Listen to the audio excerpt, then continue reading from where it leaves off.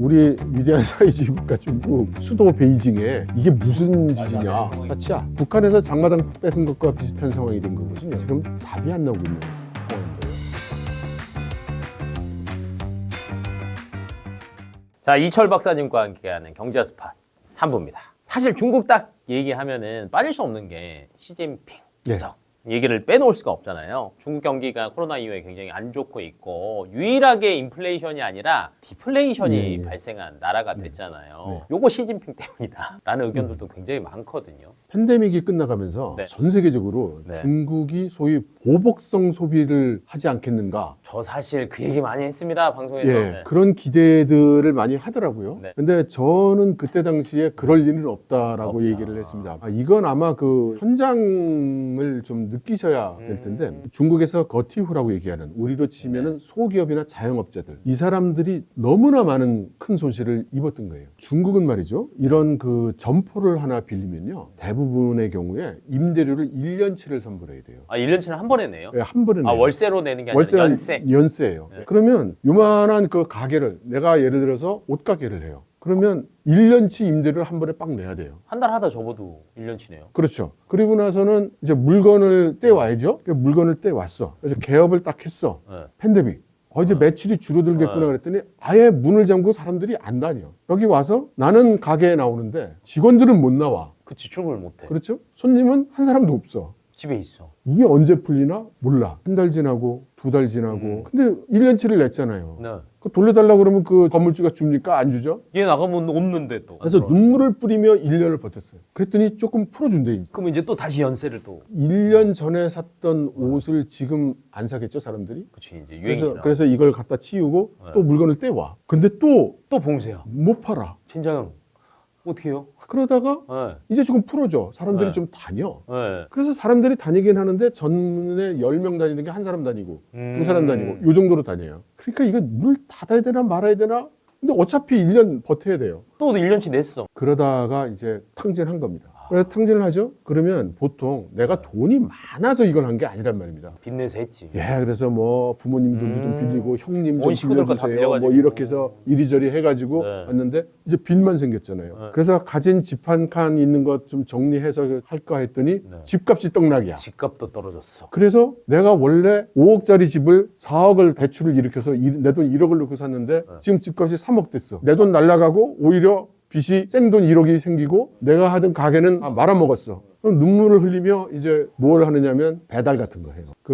제가 이제 그 집에서 배달을 자주 시켜 먹거든요. 네네네. 옛날에는 배달 오는 아저씨가 배달 아저씨처럼 생긴 아저씨가 왔어요. 딱 봐도 무슨 말인지 알겠어요. 점점 사람이 바뀌는 거예요. 짱깨집 주인 아저씨 같은 사람이 이걸 들고 오고 매우 어색한 동작으로 이렇게 오고 심지어 한 17, 18 먹은 아가씨가 이렇게 들고 오고 그래요. 그러니까 그 아가씨도 먹고 살 길이 없으니까 이제 그런 거 하는 거예요. 이런 상황 3, 4년 갔는데 그러면 중국의 그 취업 시장에 거의 40~50% 정도를 바로 이런 그 짜장면집, 옷가게, 이런 세탁소 이런 데서 직업을 제공한단 말입니다. 잡을 제공해요. 이게 다 망한 거예요. 왜 이렇게 해서 살아온 사람이 이제 그야말로 사람만 있는데 이제 다 끝났어. 자, 보복성 소비 같은 소리 하네. 이렇게 되는 거죠. 그 보복성 소비는 재벌집 아들 같은 사람들이 하는 거고, 그 사람들은 옛날부터 했고, 대부분의 사람들은 보복성 소비 같은 거를 할 수가 없는 상태인 거예요. 이게 중국에서 단체 관광객이 풀렸다라는 얘기가 나왔을 때 어떤 얘기가 있었냐면 중국의 저축률이 사상 최고다. 그래서 그 돈을 나와가지고 열심히 쓸 거다. 근데 뚜껑을 열어보니까 별로 안 나와. 그렇죠. 지금 이런 상황 때문에. 그렇죠. 그리고 지금 한국에서 그 반중 정서가 굉장히 높다는 걸 이제 중국 사람들도 알아요. 여기 오면은 그 눈총 받고 환영받지 않는데 굳이 여기를 오겠어요? 그거 어디 가요? 일본도 그때 한판 해가지고 일본도 안 가요? 일본 많이 가요. 동남아도 많이 가요. 한국은 좀 아니죠. 별 이득이 없네요, 우리는. 근데 이제 이런 걸 다 따져보면 그러니까 시진핑 때문이네요. 그러니까 지금 나타나고 있는 현상은 시진핑 주석과 지도부가 과거에 했던 결정들 때문이 때문이라고 얘기할 수 있어요. 저는 굉장히 좀 분개했던 게 기억하실지 모르겠지만 돗자리 시장이라는 게 잠깐 나왔던 적이 있어요. 네네. 팬데믹 기간에. 네네. 그러니까 사람들이 장사도 못하고 뭘 못하니까 들고 나와가지고. 길거리에 나와가지고 네. 자기 집에 안 쓰는 물건 내다가 뭐 이게 물물 교환하고. 팔기도 팔고 네. 그거를 보고 당시에 리커창 총리가 굿이야. 우리 이런 거 밀어줘야 돼. 우리 노동자 농민 프롤레타리아의 국가. 그럼 없는 사람들이 이거 하는데 그럼 뭐 우리 밀어줘야지. 해가지고 이게 막 퍼졌는데 이게 베이징에서도 이제 그게 딱 시작이 되니까 그 당시 베이징시 서기가 차이치 지금의 이제 중국의 최고 7인 위원회 중에 한 사람이 됐는데요. 네네. 이 양반이 그 시진핑 주석의 아주 아끼는 동생이에요. 이 양반이 그걸 딱 보고 우리 위대한 사회주의 국가 중국 수도 베이징에 이게 무슨 말도 안 되는 짓이냐. 상황이냐. 따치야. 이래가지고 이거 다. 그랬더니 주석님도 그렇고 그걸 별로 좋게 안 보시는구나. 그게 친한 동생이라 그랬으니까. 친동생은 아니지만 친한 동생이니까. 예. 그러니까 시진핑 주석 파벌의 입장이 그렇다는 거를 캐치를 하니까 전국적으로 그게 싹 사라졌죠. 그러니까 사실은 그렇게라도 해서 뭔가 그 일반 경제 활동을 시민들이 좀 인민들이 뭔가 그 할 수 있게 해줬어야 되는데 그러니까 말하자면 북한에서 장마당 뺏은 것과 비슷한 상황이 된 거거든요. 그렇지. 아무것도 할 수를 없게 그렇죠. 만들어버리지. 그러니까 그 많이 깨졌어요. 그런데 지금 상황은 어떻게 하면 이 상황을 타개할 수 있느냐에 대한 지금 답이 안 나오고 있는 상황인 거예요. 거기도 정부가 답이 안 나오고 있는. 그렇죠. 그러니까 옛날에는 그 아까 말씀드린 삼도마차 중에 네. 하나가 어려면 나머지 한쪽에서는 좀 돌파구가 있고 그렇게 뭐 이렇게 이런 하면 거였단 말이에요. 되니까. 내수가 안 되면 수출로, 네. 수출이 안 되면 내수. 둘 다 안 좋으면 투자 뭐 네. 이랬는데 셋이 다 안 좋으니까 네. 이런 상황은 나 처음이야. 이렇게 된 거죠. 여기에 답이 잘 안 나오고. 그럼 지도부가 그걸 지금 헷갈려하고 있는 상황인 거예요? 그리고 거기에다가 네. 리커창 총리가 그 대표하는 파벌이 공청단 파벌이라고 해서 네. 중국의 그 전문 관력, 뷰로크라트들의 집단이에요. 근데 이 집단이 리커창 총리 퇴진한 다음에 이 집단들이 많이 그 사표도 내고 권력에서도 밀려서 중요한 자리에서 다 이제 그 밀렸단 말이죠. 네네. 그래서 그 뒤를 이은 사람들은 형님 뭐 이런 스타일의 분들이 많이 지금 포진을 했어요. 그러니까 지금 뭐가 지금 잘 안 나오고 있는 상태인 그런 거죠. 아이디어들을 내는 사람들이. 그러니까 브레인들이나 싱크탱크들이 지금 자유롭게 얘기하기도 어렵고. 근데 이걸 지금 다 종합을 해보면 예. 중국 부동산 시장이 예. 좋을래야 좋을 수가 없는 상황이에요. 좋을 수 없습니다. 예. 나아질 기미도 없어 보이는데. 그거 어떡하죠? 어떻게 할까요? 아니요. 그 부동산 같은 경우는 네. 지금 이론적으로 이렇게 하면 풀 수 있겠다 이런 정책에 대한 제안은 학자들로부터 조금씩 나오기는 해요. 근데 그분들이 내시는 그런 방안은 네. 실제 집행하기에는 너무 단기적인 데미지가 예를 많아요. 들면 뭐가 있을까요? 예를 들면 한 분은 이렇게 얘기를 했어요. 그 중국의 공기금이라는 게 있어요. 공기금. 예, 공기금이 뭐냐면 이제 우리나라에서 말하는 그 4대 보험처럼 공적 자금을 모아놓는. 게 그렇죠. 있어요. 그렇죠. 네. 그러니까 회사 고용주 측하고 네. 사원하고 각각 돈을 얼마씩 내서 돈을 모아요. 네. 그래서 그 공기금으로 모아놔요. 그랬다가 이 직원이 집을 살려고 하면 저가로 빌려주는 예, 낮은 이율로 돈을 빌려줘요. 그래서 집을 살 때 예를 들어서 5억짜리 집이 있는데 네. 공기금이 그 5억을 다 대주진 않습니다. 그중에 네네네. 예를 들어 1억 뭐 이렇게 빌려줘요. 그럼 나머지 모자란 돈은 이제 은행에서 빌리는 거예요. 빌리면 되니까. 근데 공기금이 많을수록 클수록 도움이 되죠. 그럼 이 공기금이 지금 조성이 돼 있는 게 전체가 지금 25조 위안 정도 된다고 그래요. 네네. 근데 이 중에 이렇게 그 대출이 나간 돈이 5조 위안 정도라는 거예요. 20조 위안 남았네요. 그럼 이 남아있는 20조 위안은 어디가 있냐? 은행 계좌에. 그냥 가만히 있는 거예요. 그렇죠. 그래서 이거를 움직여서 이 부동산을 좀 해결해 보자. 그런데 문제는 말이죠. 지금 돈이 없어서 부동산이 안 풀리는 게 아니에요. 아까 말씀하셨듯이 네. 가구 주택 규모가 지금 역사상 최고예요. 기업의 저축 액수도 지금 역사상 최고입니다. 그러니까 주택도 많고 저축액도 많고. 그러니까 가구도 지금 저축이 많아요. 네. 지금 부동산이 막 내려가니까 부동산 가진 사람도 빨리빨리 팔고 현금화해서 저축해 두는 거예요. 그리고 지금 현재 미래가 굉장히 어두워 보이고 불확실한 요인들이 많으니까 리스크가 크다고 보고 일단 현금화해서 기다리는 겁니다. 부동산 자산들을 그래서 막 그렇죠. 매도를 하는 거구나. 그러니까 개인도 그런 상태에 있고 네. 기업도 그런 상태에 있고 네. 그래서 정부가 돈을 풀어도 너는 돈을 풀어라, 나는 돈을 안 쓴다. 이런 상태로 있으니까 지금 그 소비 촉진 같은 것도 전혀 안 되는. 안 되는 거예요. 근데 이게 왜 그러냐면 사실 우리나라도 불과 20년 전만 해도 네. GDP에서 건설이 차지하는 비중이 네. 굉장히 높았잖아요. 네. 근데 지금은 이제 많이 떨어지긴 했지만 중국 제가 알기로도 GDP에서 건설이 차지하는 비중이 25% 가까이 되는 걸로 알거든요. 부동산이요. 예. 네, 그러면 얘만 조금 살아나도 예. 다른 게 조금 이렇게 살아나지 않을까라는 얘기가 계속 나오고 있는데 그런데 그거는 이런 문제가 있어요. 크게 두세 가지 문제가 있습니다. 하나는 이 부동산을 살린다고 이야기를 하면서 사실 바라는 거는 부동산 가격이 떡락을 하지 말고 올라가 주기를 바라는 말이란 그런 말이에요. 심리가 있죠. 그러면 지금 중국 같은 경우에는 이미 과다하게 건설된 주택들이 전국에 퍼져 있는데 그것들 다 빈집으로 놔두고 새로 또 집을 지을 거냐 이제 이런 문제가 있고요. 그럼 지금도 집값이 너무나 천정부치로 올라가 있는데 지금 취업도 잘 안 되는 젊은 세대들은 집을 살 가능성조차가 안 보여요. 맞아. 그러니까 요즘 탕핀이란 말 나오잖아요. 네. 중국 젊은이들이 취직도 안 돼. 그리고 계산을 해보면 내 평생에 집 사긴 틀렸어. 그럼 어떡하라고. 그러니까 그냥 이렇게 다니는 거예요. 그래서 이 젊은이들이 희망을 가질 수 있게 해줘야 되니 그걸 생각하면 집값은 내려가야 돼요. 맞아. 현재 수준보다 팍 내려가야 돼요. 희망을 좀 줘야지.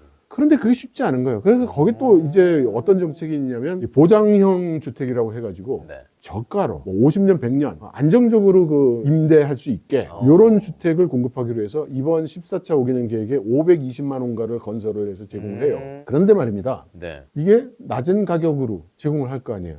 그렇죠.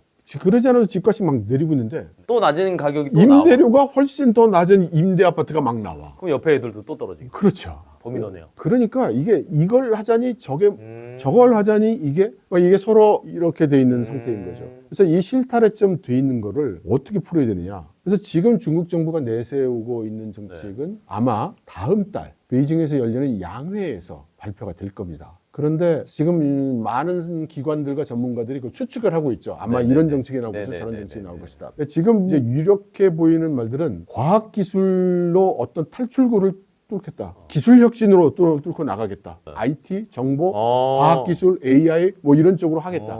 이런 얘기가 나오고 있어요. 그런데 이제 이걸 보고 좀 그 냉소적인 사람들이 많죠. 아무리 당신들이 그걸 하고 싶어도 지금 미국이 반도체 지지하고 다 기술 지지하고 다 막는데 그게 되겠냐. 그러니까 자력갱생한다. 기술의 자력갱생. 말은 좋은데 그게 되겠냐. 그래서 지금 정책도 사실은 아직 확고하게 발표한 거 아니고요. 네네. 이제 한 달 정도 기다려야 되는 거고. 네. 그러면 그 정책이 발표된다 하더라도 그것이 얼마나 그 성공의 가능성이 있느냐. 이것도 큰 미지수. 미지수가 아닐 수 없습니다. 그러면 베팅을 어떻게 해야 돼? 중국 버려야 돼요? 중국 버려야 됩니까? 베팅할 때? 그래서 저는 거기에 대해서는 되돌아가서 네. 지금 국가 차원의 가이드라인이 없는데 의사결정 분석이나 의사결정하기가 어렵고 네. 기업의 경우도 사실 케이스별로 나눌 수밖에 없어요. 우리가 지금 그 미국의 제재에 굉장히 민감해 있는데 사실은 중국에 대해서 제재하고 있는 건 하이테크 분야만 지금 제재하는 거예요. 그럼 예를 들어서 우리가 그동안 이제 화장품 같은 거 많이 팔았었잖아요. 네. 그럼 화장품 제재하는 미국이 화장품 파는 걸 제재할 이유는 없죠. 그래서 지금 스타벅스가 중국에 막 깔리고 있는데 커피 파는 걸 제재하지는 않는단 말이에요. 그래서 일단 내가 하고 있는 업종이 미국이 제재를 하고 있는 업종인가 아닌가 이게 있고 그렇죠? 그 다음에 미국이 하도 제재를 해야 되고 현재 들어와 있던 외국 기업들이 많이 나가니까 중국 정부가 지금 계속해서 외국 기업에 대한 혁신적인 정책을 발표를 하고 있어요. 혜택을 줍니까? 네, 근데 그 발표를 해도 우리나라에 잘 보도도 안 되더라고요. 없죠. 관심들이 없어요. 그러니까 지금 이미 마음이 떠나서 네가 뭐라고 하든지 간에 별로 그 귀에 들리지도 않아. 그러니까 어떤 것들이 있냐면 첫째, 제조업이 들어오게 되면 옛날에는 그 제조업이 들어오면 무조건 중국 파트너가 있어야 돼요. 맞아요. 저희가 알기로도 예. 그건 알아요. 그래서 그게 아주 골치 아프거든요. 네. 이제 없어도 된다. 혼자 해도 돼요? 그냥 독자. 네. 그냥 네가 다 지분율 100% 넣어. 지분율 100% 예, 나왔죠. 그 다음에 그뿐이 아니다. 네가 만약 그렇게 해서 이 장사를 잘하면 상장시켜줄게. 중국 시장에 네, 성강통, 호강통 들어갈 수 있어요. 그러니까 예를 들어서 삼성이 만든 시안에 만든 반도체 공장. 이 경우에 따라서는 이게 상장될 수도 있는 거예요. 중국에서. 그러면 그 상장을 한 기업이 있냐? 없습니다. 네. 정책 발표된 지 얼마 안 됐고. 얼마 안 돼서. 이것도 이제 그런데 이제 요런 게 이제 중국적 상황이라는 거죠. 이게 중국의 일이라는 거는 모든 게 한 단면적으로 결정되는 게 없어요. 그러니까 모든 정책이 정치, 사회, 경제, 문화적인 이게 다 어우러져서 어울러져서 결정하는 거라. 그런데 이제 반도체에 대한 그 제재를 많이 하니까 네. 중국 정부 입장에서 충분히 상징적으로 외국의 반도체 제조업을 풀어줄 가능성은 있는 거죠. 그치. 제재하니까 들어와서 니네가 네. 한다고 하면 밀어주는 거죠. 그리고 정부 조달. 정부 조달도 지금까지는 외국 기업은 거의 현실적으로 못했는데 빠졌는데. 그것도 똑같이 내국인과 똑같은 대우 해주겠다. 그렇게 따지면 들어가서 네. 해야 되는데요, 사업을. 그래서 네. 다시 말씀드리지만 현재 있는 상황을 그냥 그 지금까지의 경제 논리로 생각할 게 아니라 일단 국제관계가 지금 어떻게 돼 있고 거기에 따라서 중국 정부가 어떤 정책을 피고 있고 네. 내 산업은 지금 그 제재 대상인지 아닌지 그걸 명확하게 알아야 돼요. 그걸 하나씩 한 단계씩 분석을 해서 이게 만일에 무력 충돌이 난다고 했을 때 이때 내가 어떤 대우를 받을지 요 상황이 종료되고 나면 또 어떤 대우를 어떤 대우를 받을지. 받을지 이런 것들을 분석하고 음. 얘기를 들어서 그렇다면 우리는 이렇게 간다. 이렇게 결정할 수밖에 없을 거라고 생각합니다. 근데 이게 딱 마지막에 딱 결론이 네. 그렇게 딱 떨어지는 것 같아요. 왜냐면 막 얘기들을 종합을 해보면 그렇다라고 해서 대만을 침공하고 뭔가 하는 얘기들도 분명히 나왔고 근데 외국계 기업한테 이기든 지든 네. 더 나은 대우가 있잖아요. 네. 그리고 이제 꼭 수출이 아니더라도 반도체도 네. 내 것이 분야가 있고 네. 선단 공정이 있으니까 내 것이 쪽은 아직 그렇게 큰 제재는 없거든요. 예. 그리고 또 하나 이제 제가 전략적으로 생각해 볼 수 네. 있는 거는 미국도 두렵지 않고 중국도 두렵지 않은 국가들이 있어요. 어디 있죠? 예를 들어 사우디아라비아, 아, UAE. 나 네. 돈도 있고 네? 중국 네가 자꾸 그렇게 나면 석유 안 주는 상황이 있을 수 있어. 어, 뭐 이럴 수도 맞아요, 있고 맞아요. 그렇잖아요. 맞아요. 그러면 중국 들어가서 가는 일을 이제 거기 미국 가서. 파트너가 아니라 사우디 형님, 형님이 돈 좀 내시고 제가 기술 좀 대고 그래서 같이 들어가자. 그걸 같이 어때요 형님? 이런 것도 이제 하나의 좋은 방법이 되고 내가 만일 중국 안에 이미 공장이 있어요. 네. 근데 지금 두렵잖아요. 그럼 지분을 얘한테 넘겨. 그렇죠. 형님 여기 투자 좀 안 하실라고? 어차피 사우디 너 돈도 사우디도 있으니까. 제조업하고 싶어 하시잖아요.